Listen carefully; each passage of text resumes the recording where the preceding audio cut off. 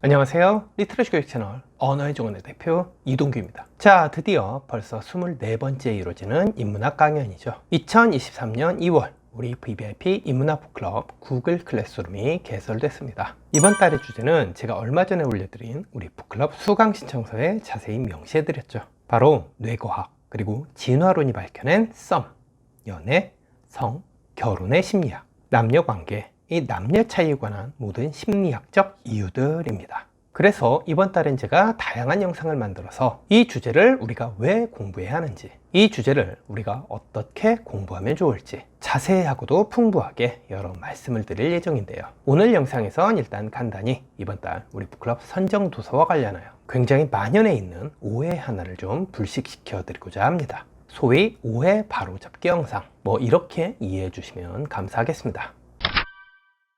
자, 어째서인지 이번 달은 유독 화면에 보이는 이 책을 언급하시면서 혹시 이번 달 우리 북클럽 선정 도서가 이 책인지 여부를 물으시는 그런 질문이 많으셨더라고요. 자, 어차피 이번 달 우리 VVIP 인문학 북클럽에 가입하신 분들은 이미 아셨겠지만 화면에 보이는 이 책 데이비드 버스의 욕망의 진화는 이번 달 우리 VVIP 인문학 북클럽의 선정 도서가 아닙니다. 자, 이유가 있는데요. 아주 간단히만 말씀드리면 물론 이 책이 진화심리학 계열의 책으로선 상당한 양서인 건 분명하지만 현재는 조금 구식이 돼버렸다는 점, 그리고 또 남녀 간의 심리기제 차이를 다루는 방법론 측면에서 다소 학문적인 접근, 이 관점상의 한계가 존재한다는 점, 바로 이러한 점들이 이 책이 이번 달 우리 북클럽 선정 도서가 되지 못한 일종의 탈락 이유라고 보시면 됩니다. 자, 일단 탈락 이유 두 가지 중에 이 첫 번째, 이 책이 왜 조금은 구식이라고 볼 수밖에 없는지 그에 대한 상서를 좀 해드리겠습니다. 제가 질문을 하나 드릴게요. 썸, 연애, 성, 결혼, 이런 주제들은 우리가 공개적으로 만인 앞에서 아주 솔직히 얘기할 수 있는 진솔하고도 이 담백한 부류의 주제들인가요? 아니면 어느 정도 타자들 앞에서 우리가 과장하거나 축소할 수밖에 없는 내밀하고도 은밀한 부류의 대화 주제들인가요? 명백히 후자죠. 자, 제가 재밌는 인용 하나 해드릴게요. 실제로 빅데이터 연구자들이 밝혀낸 사실입니다. 미국에서 아주 권위 있는 설문기관이 미국인들을 대상으로 그들의 성생활에 관한 설문조사를 했습니다. 이 설문조사에 따르면 이성애자인 여성들은 평균적으로 연간 50회 섹스를 하고요. 그중 콘돔 사용률은 16%라고 대답했습니다. 계산하면 연간 약 11억 개의 콘돔이라고 해요. 하지만 이성의 남성들은 매년 약 16억 개의 콘돔을 사용한다고 밝혔습니다. 뭔가 이상하죠? 이성애자 여성들이 대답한 콘돔 사용량과 이 남성들이 대답한 그것은 정의상 동일한 숫자여야 합니다. 그런데 숫자가 상이합니다. 결국 누군가는 이 거짓말을 하고 있다는 뜻이죠. 자, 여성과 남성, 이 둘 중 어느 쪽이 진실을 말한 쪽이었을까요? 소비자 행동을 추적하는 세계적인 정보기업 이 닐슨에 따르면 결국 둘 다 아니었습니다. 닐슨이 조사한 바에 의하면 매년 판매되는 연간 콘돔은 6억 개도 채 안 됩니다. 결국 남자 쪽이든 여자 쪽이든 양쪽 다 거짓을 고하고 있는 셈이죠. 자, 이 인용 근거가 남녀 간의 심리 차이를 연구하는 일련의 성선택 이론가들에게 뭘 암시하는 걸까요? 썸, 연애, 성, 결혼 등과 같이 이 내밀하고도 은밀한 소재를 탐구할 땐 인터뷰라든가 설문조사라든가 자규적인 실험이라든가 이렇게 다소 공연성이 조금이라도 우려가 되는 방식이 가미될 땐 피험자들이 솔직하고 이 진솔한 답변을 할 공산이 크게 줄어든다는 겁니다. 그리고 그렇게 줄어든 가능성만큼 실험 결과가 왜곡된다거나 그 신빙성이 축소될 확률도 크겠죠. 그런데 공교롭게도 또 안타깝게도 이 욕망의 진화라는 책이 이렇습니다. 이 책이요, 90년대 책이에요.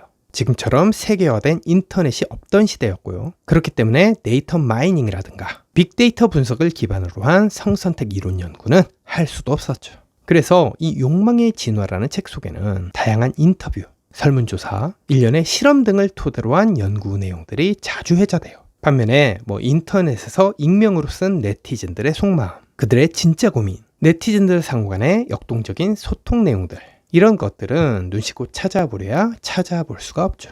한마디로 연구의 근거나 논거를 마련하는데 시대적인 한계가 있었다는 의미입니다. 어떻게 보면 이 남녀 간의 심리 차이를 이해하고 남녀 간에 이루어지는 성적 전략 차이를 이해하는데 실질적으로 도움이 되는 건 바로 이러한 인터넷상의 사적인 고백들일 수도 있는데 말이죠.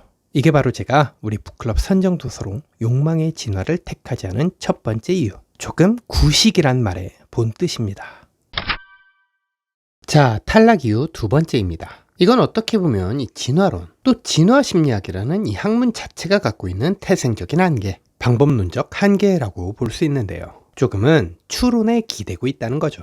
물론 진화 심리학이 다양한 인류사적 자료들, 고고학적 근거들, 문화 탐사, 비교 문화적 연구, 영장류 탐구, 동생물 세계에 대한 분석, 이런 다채로운 논거와 방법론들을 통해서 나름대로 그 과학성을 갖추려고 노력하는 건 맞는데요. 그럼에도 불구하고 진화 심리학은 결국 완전히 복원 및 재현을 해낼 수 없는 과거의 사안들을 토대로 한 일종의 추정, 논리적 연역, 과감하고도 설득력 있는 해석의 일종이 아니냐는 이런 다양한 문제제기들로부터 결코 자유롭긴 힘듭니다. 왜일까요? 현대 과학계에서 가장 중시하는 방법론적 요소, 바로 실험, 그리고 그 실험을 통한 실증력이 부재하기 때문입니다. 어떻게 보면 이 진화 심리학이라는 학문 자체가 이러한 측면에선 자승자박일 수밖에 없는 그런 학문이긴 하죠. 본인들이 내세우는 각종 가설의 토대가 되는 사안들 자체가 아주 먼 과거의 일들, 즉 현존할 수도 없고 복원과 재현을 하기도 불가능한 속칭 실험 불능의 것들이기 때문입니다. 당연하죠.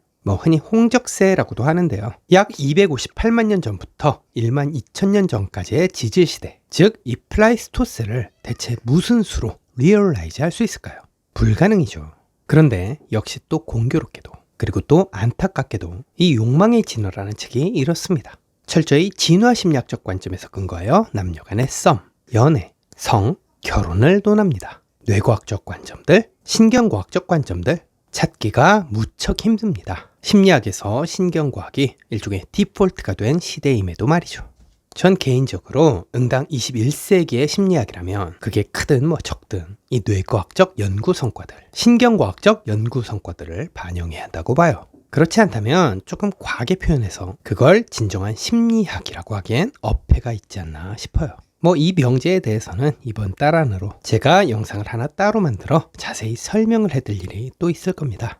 자, 여하튼 이게 바로 제가 우리 북클럽 선정 도서로 욕망의 진화를 택하지 않은 두 번째 이유, 학문적인 접근, 이 관점상의 한계가 존재한다는 말의 진의입니다.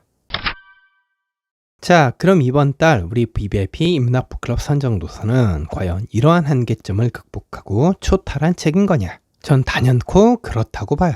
그렇기 때문에 우리 북클럽 선정 도서로도 제가 자신있게 추천해 드린 거고요.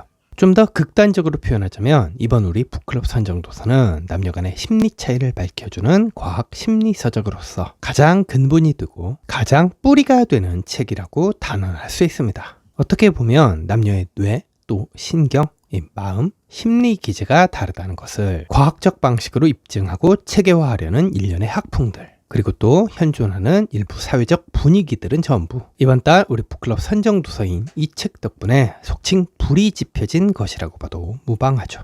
이른바 도화선, 또 점화선이라고 할 수 있는 양서인 겁니다. 그만큼 레디컬 성향이 강한 성지이자 이 성전 같은 책이라 해도 과언이 아니고요. 이건 제 뇌피셜이 아니고요. 학계에서 이미 공인된 내용입니다. 이 책의 표지나 소개글 등에 이미 적혀 있죠. 전 그걸 지금 여러분들에게 전언해드리고 있는 것 뿐이에요. 자, 어쨌든 결론. 이 욕망의 진화란 책은 굳이 안 읽으셔도 됩니다. 이유는 세 가지예요. 우선 제가 이 책은 아예 여러분들에게 요약본으로 드릴 거고요. 둘째는 인터넷 시대와 이 빅데이터 시대를 배경으로 삼은 최신식 업그레이드 버전의 진화심리학 양서, 진화심리학 분야의 현대판 고전을 한 권 더 소개해드릴 예정이고요. 마지막으로 가장 중요한 이유죠. 어차피 제가 이 욕망의 진화란 책도 해설을 해드릴 예정이니까요. 매월 마지막 주 일요일에 진행되는 우리 BBIP 인문학 북클럽 해설 강의 시간이에요. 당연히 이 해제 강의는 녹화본으로도 제공되니까요. 우리 북클럽 멤버십 회원분들은 두고두고 평생 반복 시청하며 복습하시는 것도 가능하실 겁니다. 자, 우리 언어의 정원이 구글 클래스룸에서 새롭게 시작하는 이 BBIP 인문학 북클럽 멤버십 가입 방법은요. 여기 이 유튜브 언어의 정원 채널 안에서 가입하시는 게 아닙니다. 현재 여러분들이 보고 계시는 이 영상 밑에 댓글란에 제가 고정 댓글로 링크도 걸어 드릴 텐데요. 바로 이 고정 댓글에 적힌 VVIP 인문학 북클럽 멤버십 가입 바로 가기 링크가 구글 클래스룸에서 새롭게 시작하는 우리 VVIP 인문학 북클럽 멤버십의 가입 절차라고 보시면 됩니다. 이 직통 링크를 클릭하면 강의 신청서 구글 폼으로 연결이 되는데요. 이 점이 바로 지금까지 우리 채널 안에서 운영되었던 VVIP 인문학 북클럽 멤버십 가입 방법과 달라진 부분입니다. 예전에는 여기 채널 안에서 가입 버튼을 누르고 멤버십 가입을 했었죠. 이제는 바로 이 구글 문서에 수강 신청서를 제출해주는 방식으로 멤버십 가입 방법이 바뀌었다는 점 꼭 유념해 주시길 바랍니다. 구체적인 비용과 인문학 북클럽의 초대 링크를 받아 입장하시는 방식 등도 전부 우리 상담사분들이 강의 신청서 양식에 아주 꼼꼼하게 미리 작성을 해 놓으셨습니다. 여러분들이 하루 중 24시간 언제든 그 신청서를 양식에 맞춰 작성하시고 수강료 납부만 마치신다면 그 즉시 바로 우리 언어의 정원에 새로워진 VVIP 인문학 북클럽 멤버십의 모든 콘텐츠들을 마음껏 이용하실 수 있습니다. 자, 정리하겠습니다. 새로워진 우리 VVIP 인문학 북클럽의 가입 방법. 지금 이 영상 밑에 달린 고정 댓글에 신청서 링크를 타고 들어가서 강의 신청서 양식 작성하기. 여러분들이 꼭 기억해 주시길 바랍니다. 참고로 기존의 유튜브 채널 안에서가 아니라 새로운 구글 클래스룸에서 북클럽이 운영될 때 또 하나의 특장점입니다. 여러분들이 그달에 가입하신 해당 월별 자료들 일체를요